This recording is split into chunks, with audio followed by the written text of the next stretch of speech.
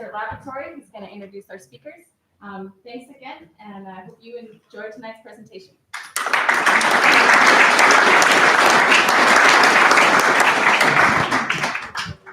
The microphone's not so you can all hear me better. It's for the live stream. But hopefully you can hear me okay. Welcome, everybody. Thank you for being here. Thanks for making it to our third lecture in the series of new explorations in the Rio Mayo. Before we kind of get focused on the topic of tonight, I want to introduce and let you all know, you may have received an email today too. We're really excited. We just launched a new program called Guardianes de Tumamoc, or Tumamoc Stewards. And this is a kind of an extension of our Friends of Tumamoc program. But as you all may have heard and maybe saw on the walk up, there's a lot of people that walk this hill. And there's a lot of people that try to park and then walk this hill. And so that is a lot of use for a really culturally and scientifically sensitive site. And it's not something we want to stop in any way. We want to actually make it better. And the way we can do that, and the only way we can have everything we want to have, which is people walking here open to the public, as well as maintaining the integrity of the science and the cultural history of the site, is we as a community have to take care of it. And that's exactly what the Tumamoc Stewards is about. So we're asking people that love the hill, if you take two times during a month, 2 hours of your day as you walk the hill anyway, and then you're just gonna get a whole deep dive into the back history of all the super cool things that the Desert Laboratory and Tumamoc Hill are about. And so we're gonna do monthly trainings, and you will be the ambassadors and be kind of keeping the space, maintaining the space, and interpreting it for all of those that come here and love it. So just keep that in mind. We're accepting applications until December 16th for that. Now, even to more exciting topics, is these two gentlemen who are going to be talking with us tonight. When we came up and Jeff and I were brainstorming about the series, and there were a couple of things I think that came to mind. What made the partnership with Jeff and Joe and David in the Southwest Center so natural is, well, one, they've literally written the books on the region we're talking about, starting with Gentry's Rio Mayo, the special issue of the Journal of the Southwest, and then the Southwest Center series book of Paul Martin and Tom Van Devender and David's and so many other collaborators reissuing of Gentry's Rio Mayo. And so that is one. But the other piece is, one of the things we're really trying to do in this series is to show different angles of this beautiful region to our south, the tropics next door, the area where much of the life we actually know originated from. We're integratively connected to the tropics. And it's not just the biota, it's the culture. It is the people and the customs that have also influenced Baja, Arizona, and Tucsonense culture. And I couldn't think of two better people to connect us to that than David and Jeff. And also, they're longtime conspirators, as I think we're going to see tonight. Jeff was just telling me that before you were working for the U of A, you've been working with David. You guys have been traveling throughout Mexico forever. And anyway, so it just continues here tonight. Thank you for being here. Jeff, David, thank you for being here as well, and welcome.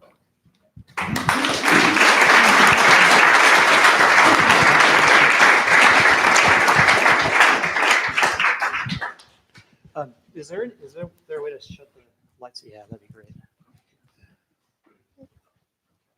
I do want you to know that I have a pedigree. And that is, before most of you were born, in 1961, I was in the Rio Mayo area on my Cushman motor scooter. I went from Prescott, Arizona to Alamos. And I have been back there probably 150 times since. And it is an addicting place. I want to talk just a little bit about the Rio Mayo Basin, because it's an extraordinary place just from a geographical standpoint. I don't know how this pointer is going to work, Jeff. I might have to point to you and you point. Yeah, I can do that. Yeah, okay. Can you just show where the basin is? The Rio Mayo Basin is actually fairly small. The Rio Mayo River is probably not maybe a fourth or fifth of the size of the Rio Yaqui, and the Rio Yaqui is smaller than the Rio Colorado. The Rio Yaqui is the most important river in the northwestern Mexico, and the Rio Mayo is probably the second.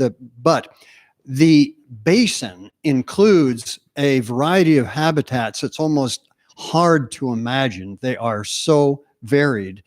And one of the outstanding parts of it is that it is, for the most part, basically frost-free.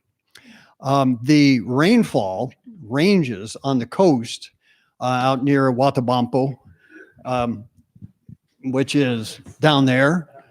Yeah, this is going to be a little bit clumsy, but you know, you're going to learn a little bit about how not to do it. Huatabampo gets about the same rainfall as Tucson. It's the vegetation out there is what we call thorn scrub, and you will see a lot of that. On the other hand, around Basasiachi Falls in the mixed coniferous forest in Chihuahua, the rainfall is in excess of 1,000 millimeters, or a little bit over 40 inches, and perhaps even more than that. There's some areas that are higher. And the gradient in between is thanks to enormous volcanic activity, part of the Laramida orogeny back in 70 to 80 million years ago. And then back in the Miocene, maybe 25, 30 million years ago, all hell broke loose. So there are 2 kilometers of volcanics on top of much of the Sierra Madre. The Sierra de Alamos, which is completely apart from the rest of the Sierra Madre, is granite.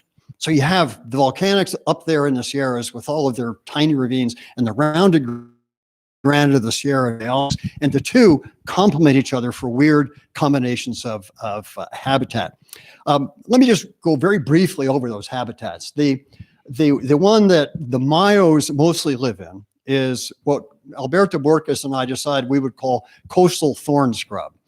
And we call it coastal thorn scrub because it's the center of its essence, if you would, ranges from the coast south of Guaymas pretty much down to the border of Sinaloa. It's a rather small vegetation, but it is it is sui generis. It is one of a kind, and you'll know you're in it. And how do you know you're in it? Because you realize you're in it and there's nothing like it in the world. But that coastal thorn scrub is where historically most of the Mayos have lived. Now, if you go north of where the Mayos live, you're on the Yaqui lands, and I will talk about that a little bit later. Mid-range. Thanks, Jeff. You cannot drive to the Maya lands without going to the Yaqui lands, and that's a very important factor to keep in mind. Above, the next habitat in elevation or to the south and east is tropical deciduous forest, and there are little teeny habitats in between, but tropical deciduous forest is what really makes the Rio Mayo region so important for us, because it fully developed tropical deciduous forest reaches the Alamos area and not really much north of the Rio Mayo. There are pockets of it. You can drive from Hermosillo to the Rio Yaqui down in the rift zone, and you will see pretty well developed tropical deciduous forest, but it is not as rich as that you find in the Rio Mayo. It goes all the way up, Alberto believes, to some of the slopes in Puerto del Sol and the Rio Sonora near Hermosillo. But again, it's far less diverse, far fewer trees. That forest is strangely dominated by legumes and bursaras. There are 8 or 9 species of bursaras. I wouldn't even begin to count the number of legumes, but I would guess there are probably between 40 and 50 tree species of legumes in there, and 8 or 9 tree species of bursaras. That flowering of this unusual vegetation, tropical because of tropical origin, deciduous because it drops its leaves in response to dryness, to drought. Deciduous forests that we know from the eastern United States here drop their leaves in response to cold. The dry season changes everything in the tropical deciduous forest. Now, other people can talk about that forest. It is a magical place to be. And if you have not gone there, you're instructed to go there before you die. And there's a lot of very strongly intact tropical deciduous forest in the vicinity of Alamos. and you must see it or you will go to hell for sure. Above the tropical deciduous forest is the oak forest, in a variety of oaks that not many of us can comprehend. Richard Spellenberg from at the time New Mexico State University counted 27 species of oak trees in the Sierra Madre region of the Rio Mayo. That forest has been near the highways, has been decimated by illegal lumbering, but where there are pockets where the chainsaws couldn't get, it is a wonder to behold. And Howard Scott Gentry, who really stimulated all the work that others of us have done there, describes in his poetic way of stepping out of the hot tropical deciduous forest into the pleasant land of the oaks. And it truly is that. And the variety there is matched only by the intensity of the diggers that you can get. Slightly above the oak forest comes the pine forest. And that is, again, the diversity of pines in Mexico. Mexico is probably the center of evolution of pines in the world. It has a bewildering number of pines from north to south. You can go all the way to Chiapas and find pine forests with species cropping up all the way along the way. Then above the pines are mixed coniferous forests, not Engelmann spruce. They don't get south of Chiricahua Peak, but a variety. There is Durango fir, which we don't get up here. But again, it is excuse me, another habitat. Now, one of the nice demographic things about the Rio Mayo, very different from the Rio Yaqui. And I'll tell you, the Rio Yaqui has a lot of different peoples living along it. There are the Yaquis. Above the Yaquis were the Nebomes, and above the Nebomes, now they refer to as the Pima Bajos or Mountain Pimas. Above them were Udebis, above them were Opatas, but all along the river in the same rough habitat. In the Rio Mayo, historically, they were distinguished by where they lived in the habitats. Mayos, mostly in the coastal thorn scrub. Above them,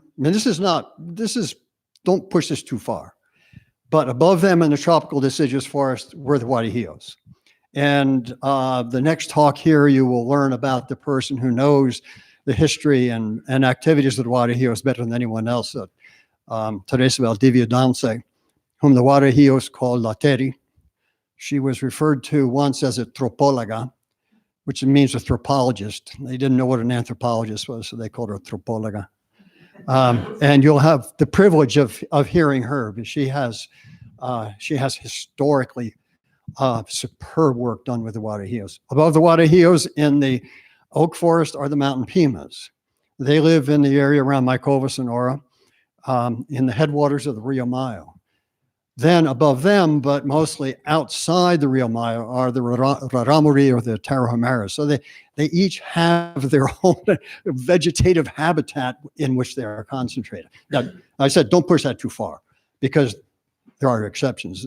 Bill Reiser and I hiked to a place called Tepopa years ago, which was going down from the pine and oak forest down into tropical deciduous forest. And when I went back to that place a few years ago, there was a Tarahumara family living there. So they're all over the place, but don't push that too much. That variety of peoples and habitats, if you dissect it, then gives an understanding to what the variety of human experience has been. And now I want to talk now about the Mayos, a little bit about the Yaquis. Historically, the Yaquis and Mayos were jousting over territory. And that territory has taken very specific historic boundary at a little place called the Arroyo Cocoraque, which is between Navajo and Ciudad Obregón. And it's extremely important because the first town that you meet on the Arroyo Cocoraque is a place called Echihuaquila. And from that town came Fernando Valenzuela, the great pitcher for the Los Angeles Dodgers. That's the important thing to remember. Okay. But the Mayo culture, we don't know how far back it goes. It's very difficult to do archaeological studies in these delta, these flat soils where these great coastal thorn scrub is a great coastal plain. And so archaeological remnants where people continue to live don't stay very well. but Elizabeth El Panda has traced what you call the Watabampo culture there, at least back to 1,000 years, connected with the Paquimé culture in Chihuahua. So we know that there have been agricultural peoples in that Mayo Delta that Jeff will talk about. And the Yaquis and Mayos were jousting over position, fighting each other when the Spaniards showed up. And some of the priests described, and this was roughly the turn of the 17th century, a little bit after the year 1600. The early priests described that they were met with tumultuous joy by the Mayos. They actually came out to meet them and brought branches and made little lovely arcs to show the priests where to go. They were receptive to Christianity. It didn't dawn on them that they liked them because the Mayos hoped to get a military advantage over the Yaquis by recruiting these people who had these huge animals and all kinds of guns and steel. And in 1609, a presidio was built on the Rio Fuerte, which is the next big river south of the Mayo. And the Yaquis refused to be pacified. Now, pacified means, have their culture destroyed. So Martinez de Urdaide, who was the head of the presidio, recruited 1,000 Mayos to attack the Yaquis. The Yaquis said, "You're not coming in here." And the Mayos said, "Oh, we can help." But unfortunately for the Spaniards, the Yaquis just beat the tar out of them. So 2 years later, they went again, twice as many, 2,000 Mayo troops this time. The Yaquis beat the tar out of them again, and were lucky. The Spaniards were lucky to have survived because the Yaquis didn't pursue them. But a couple of years later, the Yaquis requested missionaries. Nobody knows why. And from that point on, the Mayos were already aligned with the Spaniards, and the Jesuits built then missions along the Rio Mayo. They were invited into the Yaqui territory, and there was a peace, pretty much, until 1680, when silver was discovered in the mines near Alamos. And people like precious metals, it's a funny thing we have. I mean, I kind of like gold, it's kind of neat to feel, and it's good for the heart, that too. You need to wear a lot of it around your neck. But that number of miners who came in had to have food. And the Jesuits discovered that they could sell crops that they raised. First indication here of real commerce in Sonora, that the Yaquis raised on the mission fields. And that information then got out. Well, the Jesuits were their mercantile artists. Settlers began to come in because they realized this was extraordinary fertile land. There was water available to be diverted from the Rio Mayo. The Mayos had invented irrigation years and years before. They knew how to do it very well. And the settlers came in and said, "This is great land. We can produce everything." And the more settlers came in and the more miners, the more they had to sell. And beef. Beef was not only good to eat, but the mines required both tallow and hides. And so those commodities, which the Europeans and the settlers like wheat. So with those commodities, that meant more and more settlers came in. By the beginning of the 18th century, the settlers almost equaled in number the Indians and were taking over the Indians' land, and the Mayos and Yaquis both. And unrest began in 740. A revolution or rebellion broke out that killed from somewhere between 20 and 400 Spaniards. I'm different accounts. But at any rate, the Spaniards were driven out of the lands. The Spanish military responded, put down the rebellion. Rebellions continued in that area until 1927. It was all about a question over whose land it was. And the Mayos and Yaquis were unified over one thing: get out of our land. And that is the unifying theme that has still dominated the Yaqui history as of today. I was just down in Sonora a couple of weeks ago. They had blocked the international highway over a sort of obscure complaint, and trucks were backed up 3 miles. They were letting nice people like me through. Anybody in a vehicle, a car, they let through. But that Mayo power is not there. Why? Why are the Yaquis so significant in Sonoran history and the Mayos not? And it has to do with the fact that Mayos lived along the Rio Mayo, but they were also scattered along 4 or 5 other rivers. And the Spaniards referred to them by all kinds of different numbers. There were Bashidoas, there were Aumes, there were Tehuecos, there were Suaques, all of them speaking the same language. Mayo and Yaqui are both in the same language family, Kaita, which means nothing in Mayo. Literally, it means nothing. But their languages are different enough that they don't understand each other as well. All of these other peoples, who the Spaniards lumped under different names, spoke pretty much the same language. So the Mayo population was diffuse, whereas for most part, the Yaquis were concentrated. The Yaquis lived around the Rio Mayo, the Rio Yaqui. The Mayos lived around the Rio Mayo, the Rio Cucuraque, the Rio Camoiroa, Hiabampo, Masiaca, all of those. So there was a much more diffuse and lacking sense of a single people among the Mayos, which really kept them ever, I believe, from being a unified force to fight for Spaniards and then Mexicans the way the Yaquis did. But that theme, the passion for controlling their lands, has been the underlying story of that region forever. The question over who will occupy the Yaqui lands, I think, is the most important single dynamic in the history of the state of Sonora. And if you want to read some disheartening history, read the treatment of the Yaquis by first the Spaniards and then by the government of Mexico and the national forces. So much that a motto became, after the revolution, from a revolutionary hero, the only good Yaqui is a dead Yaqui. And that was a motto of the pogroms against the Yaqui people. The Mayos were caught up in that because the people who were fighting the Yaquis didn't make these fine distinctions between Mayos and Yaquis. They were all Indians. Yaquis still have, the women especially, a more or less traditional dress. Mayos do not, because they were so persecuted they did not want to be identified as being with any particular culture. But then what I've really done is tell you why Jeff's work is so important. Because he can then take this story of how passionate the indigenous people were in protecting their lands and fighting people who come in, viewing their land as ours, and the slogan that they had.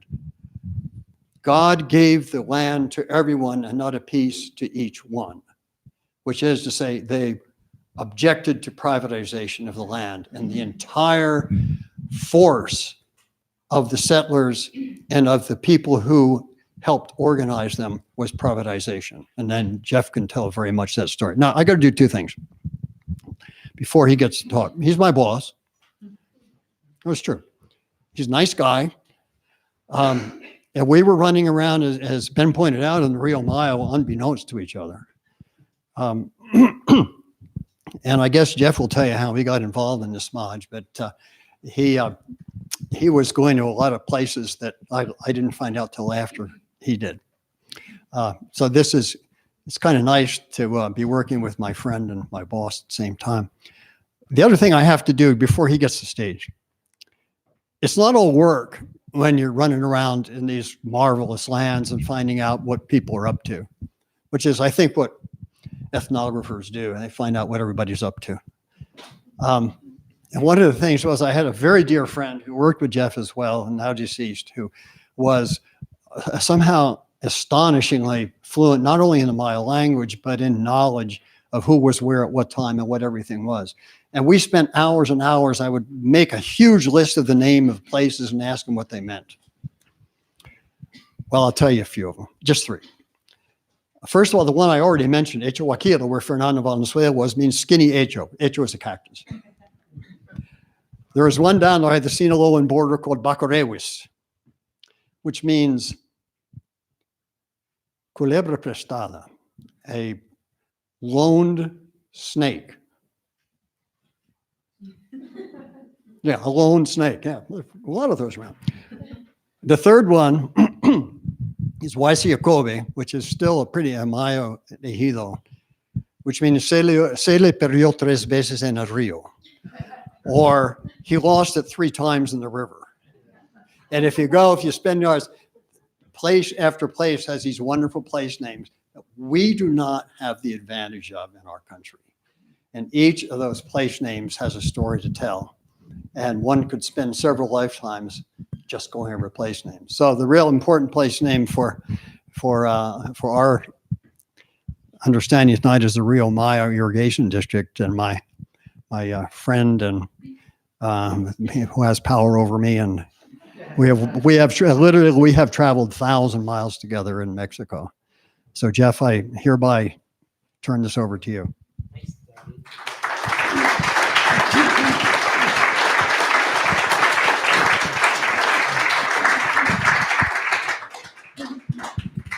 Actually, before I start this, I need to see this screen a little bit better. Is there somebody who can help me out with that? I just need to be able to see my slides. These are tiny.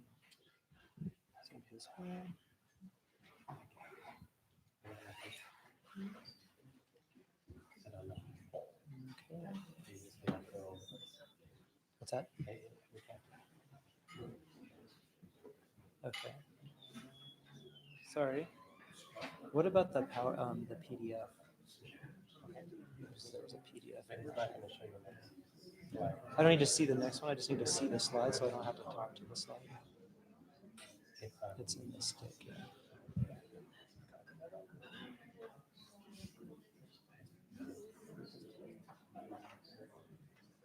I'm a Mac person. Is that what you are too? Sure. Okay. Damn, that's next one. There we go.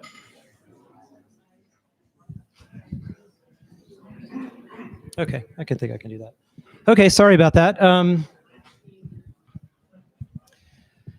So I just want to say how grateful I am to be here. And I want to thank Ben and Anna and Carlos, our program coordinator for the Southwest Center, for setting all this up. And I want to thank everybody for coming here tonight. It's an interesting journey to get up here.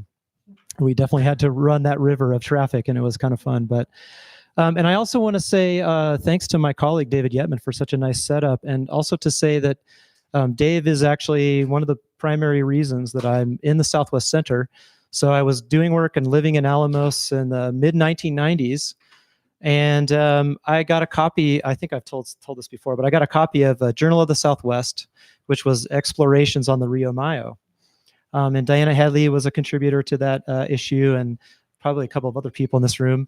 And I was so blown away. I had just finished my master's in Latin American studies and was just steeped in academic publishing as a student. And then all of a sudden I came across this journal, and it was so beautifully written.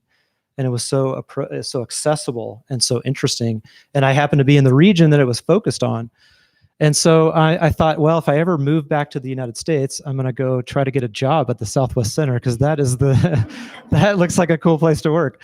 And so I came back to the U.S. and I walked in the door of the Southwest Center and I said, Dave, hey, how you doing? You guys got any work here? And he's like, no. That's true. But anyway, it was a long circuitous route to get back there, and I finally did. So I feel so grateful. And I have to say, it's very weird to hear Dave say I'm his boss. And I also have to say, I know that this is a very big crowd here tonight because of Dave. Okay, so I want to plant a couple of seeds of ideas in your minds as I start out this talk. One is what Dave said about the Jesuits and wheat. So Jesuits introduced winter wheat into Mexico, and in particular into Northwest Mexico and Northern Mexico. And that's primarily why the wheat tortilla is such a big deal. That's one thing. And winter wheat was a way for indigenous groups to actually fill in, almost create a year-long agricultural cycle. And the Mayo Valley is still producing wheat. So it's about 90,000 hectares when there's water under production, and about 75,000 of those hectares, over 80,000 acres, I guess, that's still in wheat.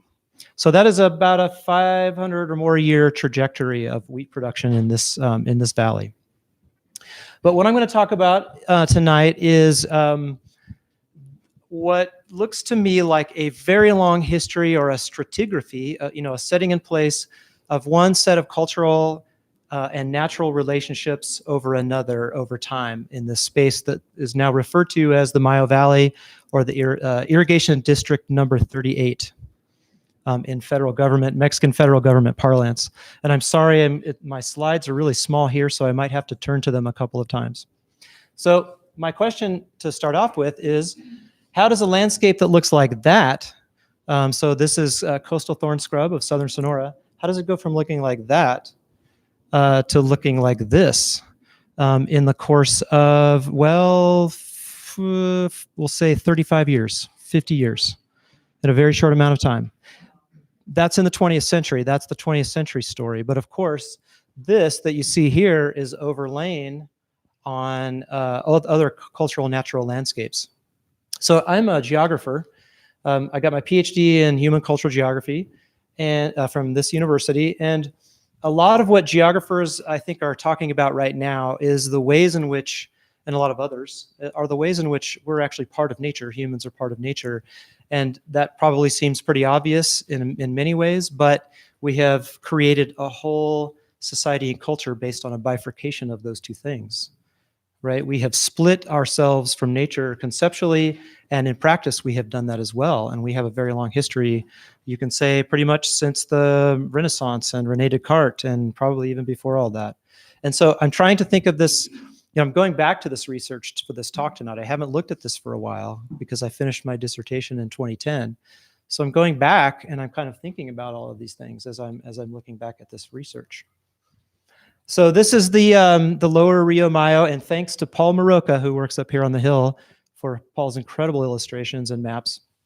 The lower Rio Mayo, and you can see up in the upper right, it goes way beyond the dam, the Presa Mocusarit, or the Adolfo Ruiz Cortines Dam, but this is the main area of the lower Mayo. And if you can see well enough, you can kind of perceive that there's not a lot of relief, not a lot of bumps in that landscape once you get down past, say, Navajoa.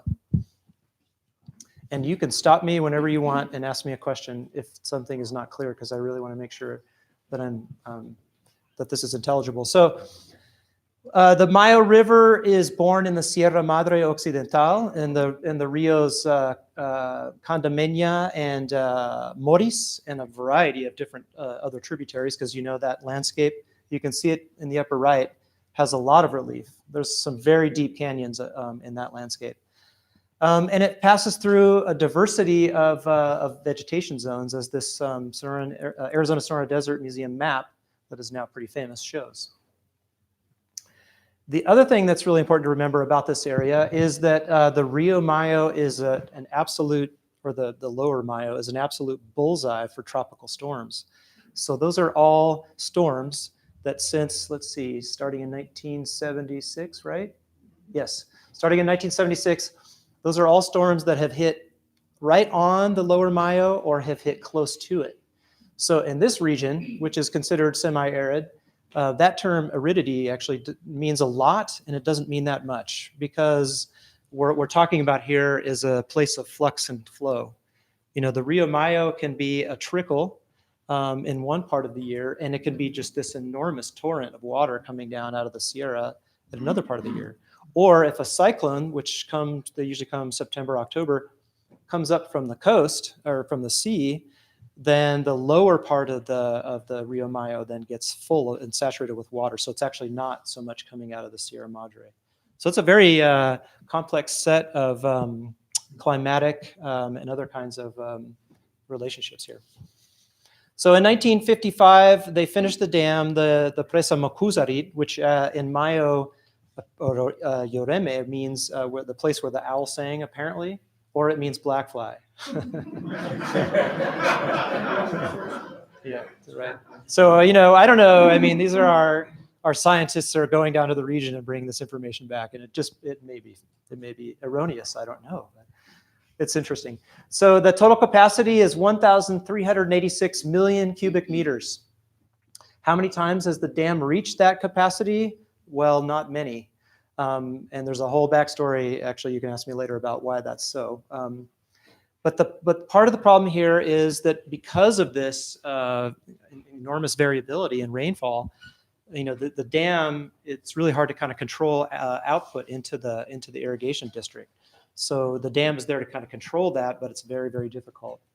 So the total capacity is 1,386. Its average has only been about 1,000 million cubic meters. And when you consider that there are almost 100,000 hectares of irrigable land below that dam, you can imagine the political tension that variability creates. And then 1955 to 2006, the average was only 760 million cubic meters. So the dam was promised to hold this amount, this large amount of water, but for the most part, it's never been able to deliver on that promise. Some stats. So the Irrigation District was created in 1951. As I said, about 96,000 irrigable hectares. I'm sorry, I have to kind of look this way to see some of this.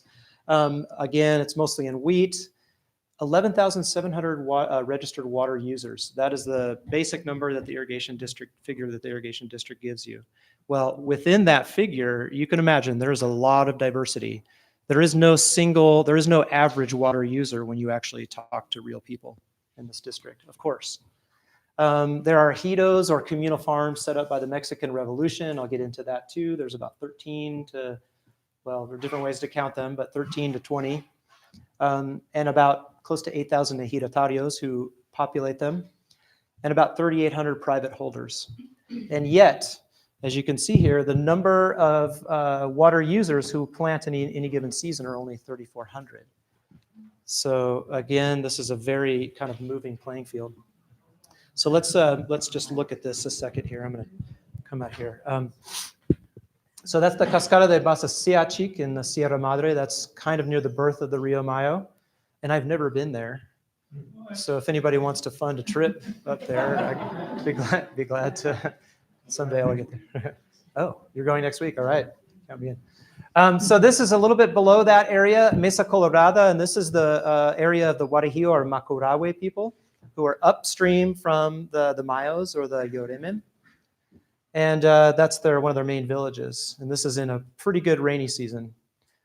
Further down, this is La Herradura, the Horseshoe Bend, and this is in the rainy season, looking west, and that is some fantastic tropical deciduous forest, as Dave pointed out to me today when we were looking at all that. That's a great photo. These are David Burkhalter's photographs. Mochibampo, another Guarajillo village, Aguas Abajo, this is a little further down. And this is in the dry season, so probably May or June. So that is what that place can look like after 30 days, 15 days after a really good set of rains. And that's what it looks like in that long stretch from basically November, October, all the way to May or June, just like groaning into the dry season. You can imagine it gets so hot there. Then this is now, we're going down the river. This is the Upper Irrigation District taken from the right bank or from the north. And we're looking at a couple different things. We're looking at a contrast between the thorn scrub and that highly sculpted, kind of gridded out landscape of the Irrigation District. We're looking kind of northeast. So Alamos is down to the right. The state of Sinaloa is farther down, and Navajoa is kind of back behind us. And Navajoa is kind of the main agricultural city. Is this all making sense so far? Everybody able to follow? Okay. Again, just throw a question out if you've got one. I have one. Yeah. Is there a natural channel left in that bottom line? Oh, that's such a great question. No. Yeah, it depends. It depends how much rain. But for the most part, the Mayo River does not reach the sea anymore, except as after it has gone through fields, it has taken on pesticides, it has taken on city waste, municipal waste, sewer, and then it is thrown back out into the bays. And Mexico has very few waste treatment facilities, so it's not so pretty. So Jeff, are they still following a communal approach to water right allocation, or is this prior use?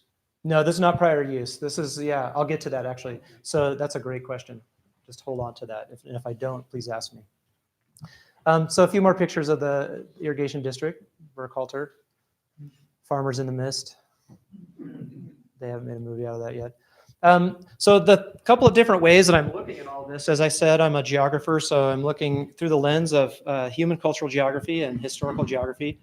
And that, in a nutshell, is the relationship between humans and ourselves and environments, the ways that we shape environments, and then the ways that that process of shaping environments shapes us. And you can actually thank Karl Marx for that very pointed insight. And I'm sure Marx got it elsewhere. And I'm also looking at through the lens of political ecology, and this is looking at economic, social, and political processes that drive environmental change. And again, the political and the ecological, in theory, the hope is that we can kind of start to merge them and learn how to speak each other's languages. And Ben and I were just talking about that. And in a way, the Southwest Center getting together with Tumamoc is an interesting kind of momentum in that direction. And I don't want to be hubristic because there's a lot to do there. And as Tom shared and my colleague also wrote, political ecology seeks to understand how natural resources are converted into commodities, and then how commodity production transforms ecosystems. So I like to think, when I talk to my students, I like to say, well, what is really a board foot of lumber? What is an acre foot of water? What is the process of, what does it mean that we can talk about resources as, or we can talk about nature as natural resources, as if they're there for our taking? What does that mean? And I think that in a big way, the place that we're in this moment, with our species, this existential crisis, is partly rooted in that, in the way that we are conceiving of the world, of others. That's enough of that. Okay, so here's kind of our baseline. 1700s to 1900s, you have different colonial projects, starting with the arrival of the Spaniards, that are at once kind of superimposed on a pre-existing set of human cultural or human ecological relationships, or just ecological relationships. But I don't want to just say it's superimposed, because they weave together. Those different projects weave together. It's not simply that the Spaniards arrive, dominate the indigenous peoples, and that's the story. All right. I mean, I think we know enough about what's happened in these contexts, and the ways that the Columbian exchange between Europe and the New World influenced the New World, that it's not a one-way street, right? But I want to kind of I want to highlight what I just drew this picture a while back to sort of highlight Mayo indigenous kind of territoriality. So what you see here is the changing of fields with the flow of the river. And then conjoined with that then emerges this other side, which is a European plus Mayo territory, where you start to get towns emerging out of Mayo villages. And then, but they're all still connected, and they're, as Dave said, they're moving along the river, or they're situated along the river.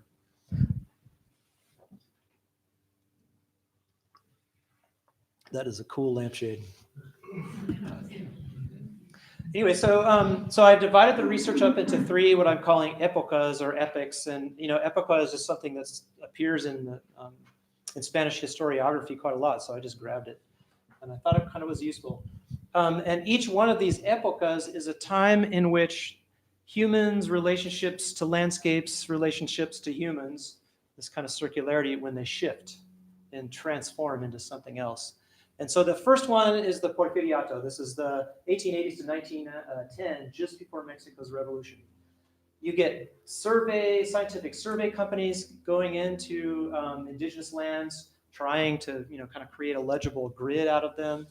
You get the giving of land by the federal government to people who want them, terrenos baldíos, which is basically empty lands. This concept of empty lands, which is bullshit. People were living out there, right?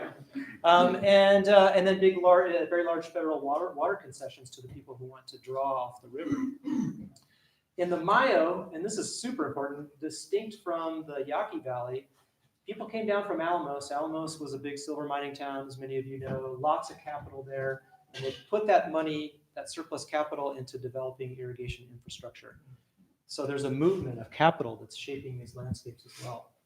And then modern irrigation technology, but the modern approach to irrigation and water control does not dispense with traditional knowledge, even though the modern creates the traditional as its outside, as its exterior, as the thing that it defines itself against. But in the Mayo, I found that you couldn't get around traditional knowledge to make irrigation work.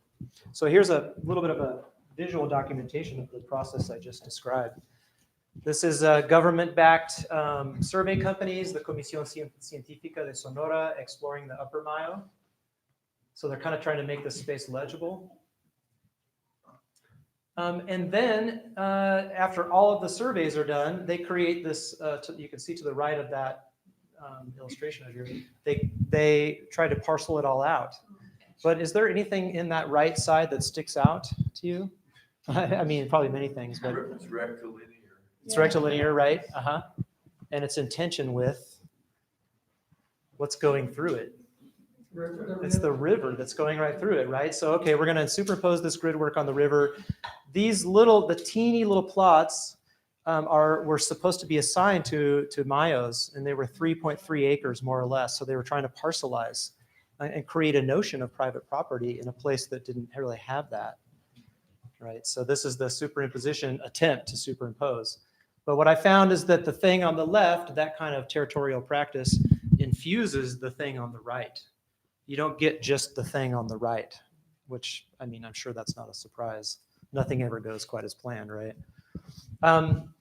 And then what happens is, so they superimpose this grid, these tiny little parcels, and the Mayos are supposed to get titles to their property, and et cetera, and that does happen to some extent, at least the ones that participated. But then by 1909, on the eve of the Mexican Revolution, these are big chunks of privately held land, mostly. So that process of parcelization was what led to latifundio, or the concentration of land, which this is not something that you think about perhaps as much happening in this time. A lot of it is, think of it happening earlier in the colonial period. And then the other part of this is that they start to siphon off of the Rio Mayo to bring water onto these lands. But the Mayos are basically the ones who know how to move in tandem with this moving river. They know how to work water. So these big agricultural companies would never have survived without Mayo indigenous knowledge to make that movement of water work. And that comes out in the historical documents very clearly, actually. So 1909, the eve of the Mexican Revolution, boom, the Mexican Revolution happens. Porfirio Diaz ends up in exile in France. And not long after that, well, 7 years after that, Mexico develops a new and very radical constitution. And this is a lot owing to Emiliano Zapata and the radicalism of the radical agrarianism of his army in the South. And Article 27 says ownership of the lands and waters in the nation or in the national territory are vested originally in the nation or in the people. And that's still in the Mexican Constitution, even though it's been kind of whacked out and cut away in some ways. So I'm not going to read all this to you verbatim, but I just want you to see some language that's in this Constitution. So the nation shall have the right to impose on private property limitations to ensure equitable distribution of wealth. I mean, this would be pretty amazing if we had this in our Constitution and we could actually support this. Dividing up large landed estates. So you have to remember the Mexican Revolution was a challenge to land concentration. And so lots of provisions made for water and land for people who didn't originally have that. And this leads us into the second epoch and the birth of the ejido. So out of that breakup or the provision for the breakup of large latifundios, then you get the creation of Mexico's ejido system. And it's a very hard thing to characterize in a word, the ejido system, but it covers I can't even remember actually how much of Mexico's surface area. It's significant, 50% maybe or more, are in ejidos and indigenous comunidades. The ejido is basically a communal landholding system structure, and they created a lot of ejidos in the Mayo Valley during this time. But what that does, first of all, is it brings in a lot of people from the outside into the Mayo Valley. The Mayos themselves a lot of them were not super interested because they already had their communities, right? So they're like, we don't really need an ejido system here. We already have our communities.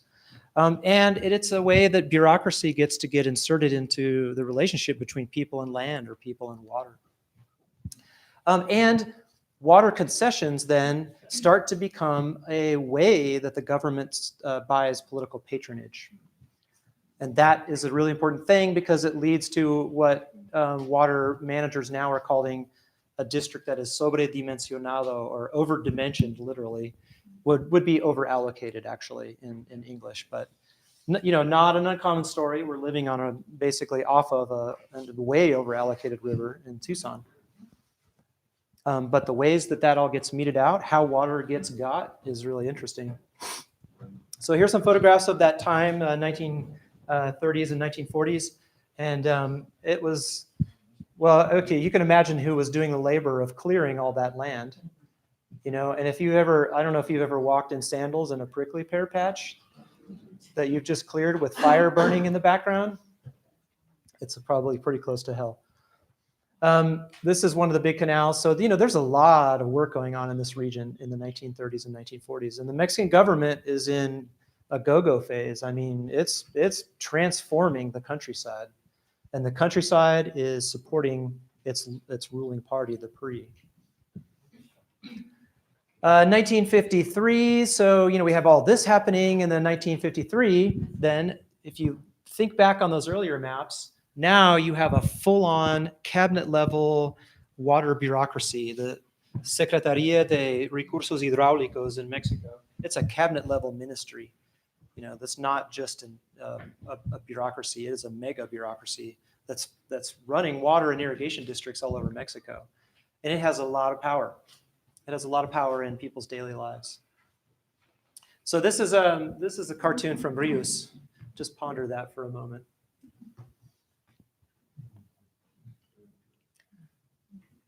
So on the top, you have 1910, the Mexican Revolution, and all the campesinos are gathered together and fighting against the regime, and they're standing on a petate, a woven reed mat, pretty common in rural Mexico, and they're kicking out the oligarchs, the guy with the top hat.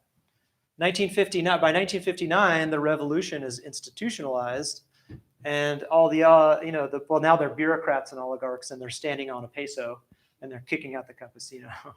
And some people refer to this as the counter-revolution in Mexico, which is pretty typical, actually, kind of the boomerang swing of history. And then finally, we get to, and I'm coming into the home stretch more or less here, Época Tres, and this is impoundment. This is when the dam gets completed, the dam on the Rio Mayo is completed, and then you start to see a shift in people's relationship. I think a really dramatic shift in the way people relate to water. You have a federal bureaucracy that's in charge of the dam and in charge of all of the canals down below. So federal officials are taking the place of what would have been water judges, traditional jueces de agua, or other people in cultures that were rooted in place that knew how to control water. Now it's a bureaucrat that's doing that. That's a big deal. But what I also think is a big deal is you're no longer talking about siphoning water off of the channel of the river, but you're actually controlling the frequency of releases from an impound water source behind a dam. So that's almost like a command and control situation, even though it doesn't work like that. Because by that time, the infrastructure had decayed pretty quickly, and there was a lot of drought. So I kind of need to look at this. This is, so I got statistics from the CONAGUA, the National Water Commission in Navajo, when I was doing my research.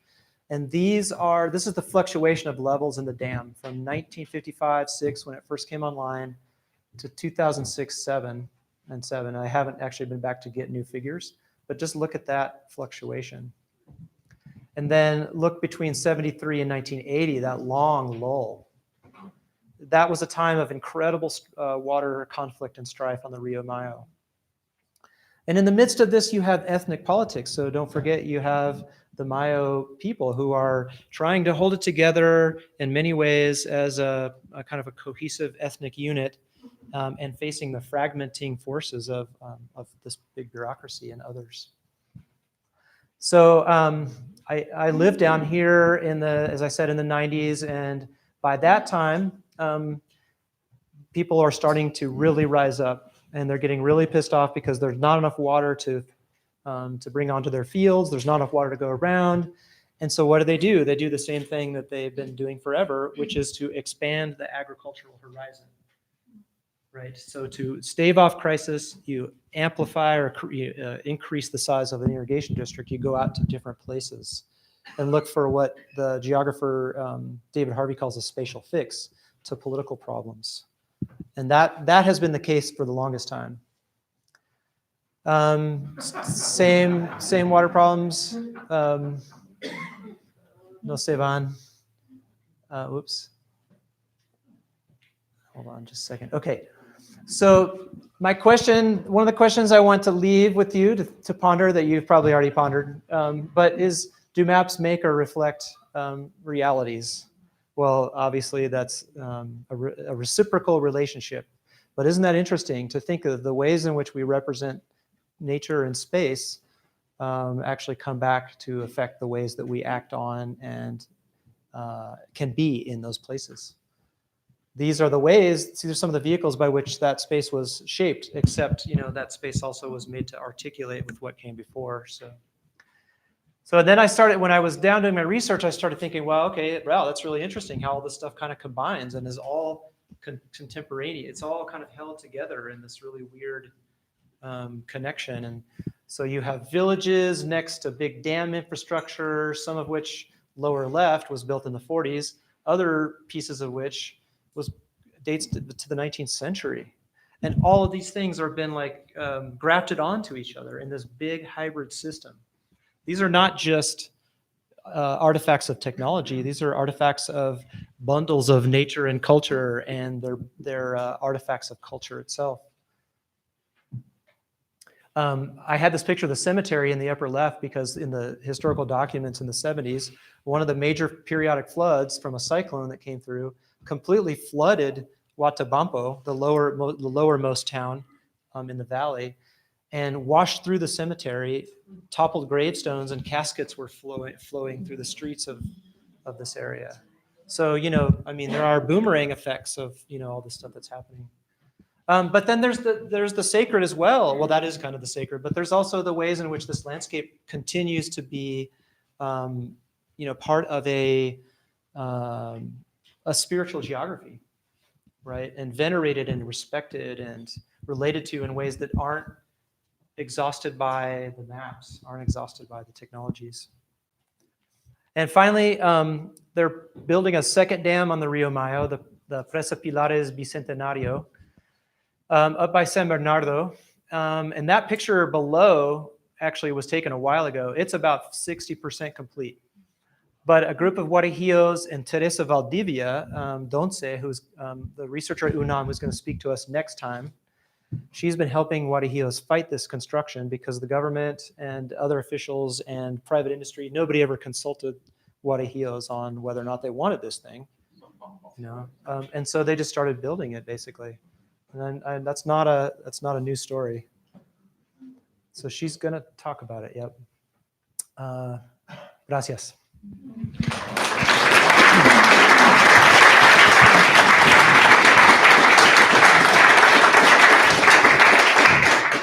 I just remembered that Alan asked a question about, I'll just make this quick, prior appropriation. Right. I've seen that the federal government get away with my irrigation system, and then sometimes by 53, it was all over. They absconded with all Mm-hmm. Yeah, so Mexico doesn't have the same system of prior appropriation. Well, I mean, there are echoes of it, but Mexican water is very much guided by codified law. And so it's a little, you know, Mexico's political system and legal system are pretty distinct from that of the United States, right? There's not a precedent kind of structure that we have here. So it's a pretty different thing. And then, but mainly what I want to say is it's the federal government that controls all of that stuff, right? And so the way that they dole out water, of course, is, you know, falls within manuals, falls within rules and things like that. But there's a whole personalismo kind of thing, the element that goes with it too. Whoever's in charge of the water office can kind of like dole out the, you know, the permits and stuff like that. There's more to it. There's a lot more to it. What what is Obregon's legacy on Mayo today? Great question. So Alvaro Obregón was a president of Mexico in the 1920s. He was a revolutionary general, really interesting guy, and he was from the Mayo Valley actually. And I didn't say that because that's a whole other trajectory.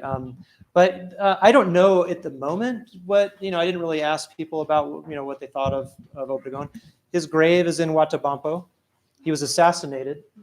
And, he came up in a time of revolutionary foment, so it's not surprising that he was killed. But he was a garbanzo farmer, and so he worked with a lot of Mayos, and a lot of Mayos populated his troops in the revolution. So, but I think a lot of Mayos thought they got shortchanged after the revolution because they created the ejido system, and it took away their control. So,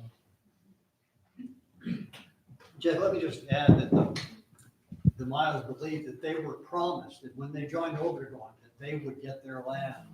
And he promised it back, and he completely reneged on that. And mythologies by fast. Jeff and I worked on establishing a reserve in the Sonora, which is known as the Nevada Monument of Justicia. This sort of Mayo hero who was an absolute son of a bitch and screwed over the Mayos every time that he could, but the name still has magic. And so that the difficulty in separating the mythology of people and what they actually did is very difficult among particularly indigenous people, particularly as one of the Rome who comes and makes sure that they lose the land that he promised. Yeah, thanks, Dave. Right. I don't want to open a can of worms, but Sure, go for it. You followed up a little bit what's going on with the Mormons in Chihuahua, which is essentially the same thing. Say more. Essentially, in what way is it the same? Well, everything you've said about the history of Mayos and newcomers and development is exactly what's going on in Chihuahua. And this incident which just happened in Chihuahua, it's all related. Yeah. I'm going to take a stab and tell me if I'm wrong, Jesus, because I know you probably know a lot better than I do.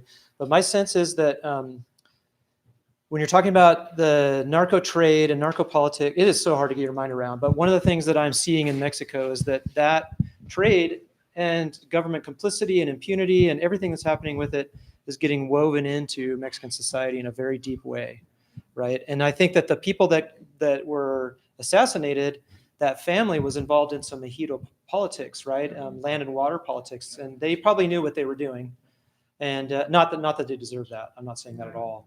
But that is increasingly a risk, But everything boils down to exactly what you've been talking about, and this story is all over Mexico. It's not just, you have right. Mayo, but you can go to Oaxaca, Chiapas, throughout Mexico, but you have the indigenous communities, you have the private owners, you have ejido, which is mixed in with the indigenous group, and you have the narco culture. Right. And all that. And then to finish up the whole thing, you have corruption in the government, which is all blended in so well that it's so difficult to take apart. Yeah, I agree with that. I mean, I feel like that, if the people say, oh, well, let's just legalize it or let's up the military game but to go after the drug trade in Mexico is to go after society right now. And so that makes it very, very complicated. Is that kind of, yeah. And I actually forgot what I was going to say. Let's leave it at that. What's the direction? I mean, so woven into society now, like you're going to go after the drug trafficker, but he's got brothers and family and everything else that's connected to the government. And the government's, it doesn't seem like there's any way out of it, or maybe there isn't a way out. It's intractable, yeah. You can't. It's like having the whole family. It's like the whole thing is connected. I don't see any way of stripping, breaking it down. I'm not sure where if there's an answer, or maybe it's just going to go on. I don't see how you deal with that. Well, I don't know. I mean, I wouldn't say, but I think a good place to start for those of us who are American citizens is to raise hell with the U.S. government and for the ways in which U.S. funding is actually funding Mexico's war on itself. The amount of military aid and the amount of intelligence and personnel and other things that we've pumped into Mexico's economy the U.S. has actually had a huge influence on the way in which Mexico's government has gone after the trade.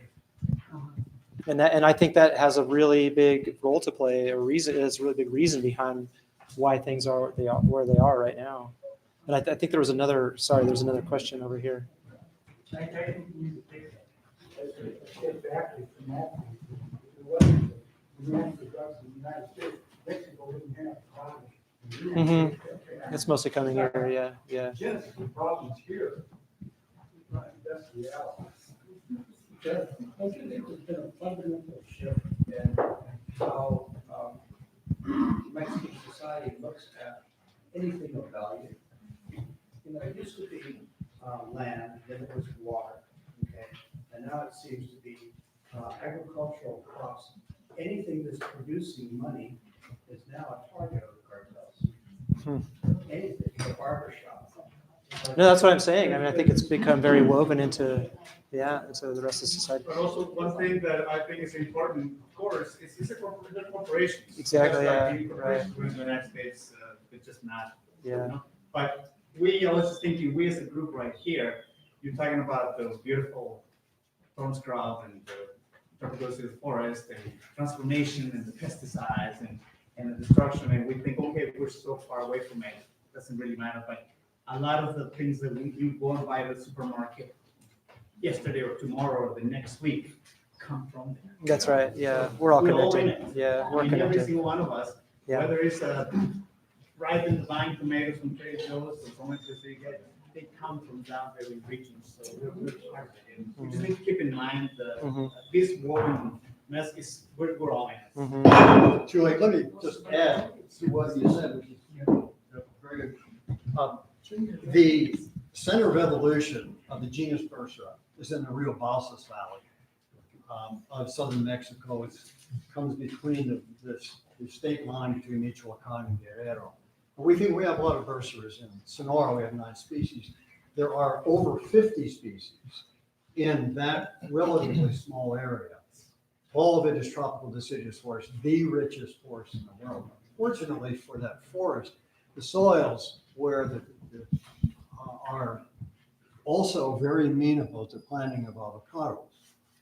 And vast acreages in southern Michoacan, especially the area around the Patzingan and then south, all this Bursera heaven is being leveled under the supervision, illegally, under supervision of narcos to produce avocados, the green gold, which are gracing our place. And so every time that we have an avocado, we have taken away one Bursera tree. Look, I'm the messenger.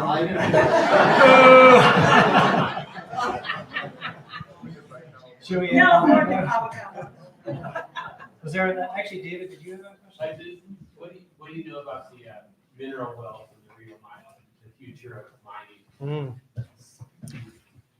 I haven't really followed that exploitation of minerals very closely, but I know that there are several mines in the municipio of Alamos and around, copper, gold, silver, and one of them is you drive past it if you're going from Alamos to San Bernardo on the way up into the Rio Maya watershed, and it looks like an Egyptian pyramid. The tailings, it's just enormous, and these things are moving 24/7. They're not stop. They're nonstop.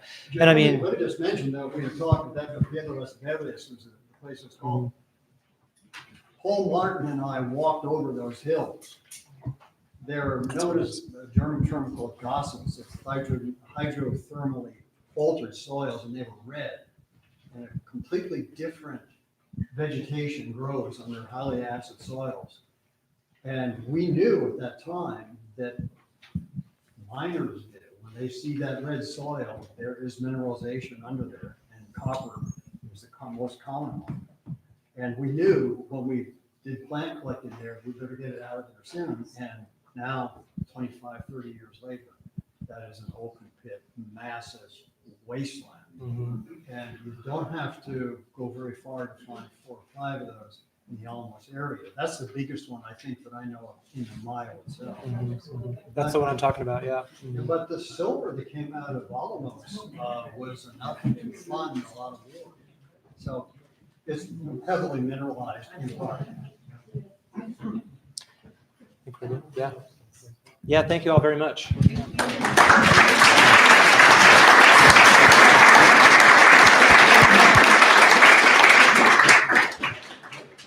I kind of want to say one more thing that touching on your question, Jesus, in that conversation is as instability rises, for example, our trip to Alamos got canceled because of narco violence. I think we have to remember that the friendships, the collaborations, the partnerships, those of us that love Mexico, we need to maintain those partnerships and our love and remember how rich the cultures are, and to build as many bridges as we can. Right now, it's never more important. So, yeah.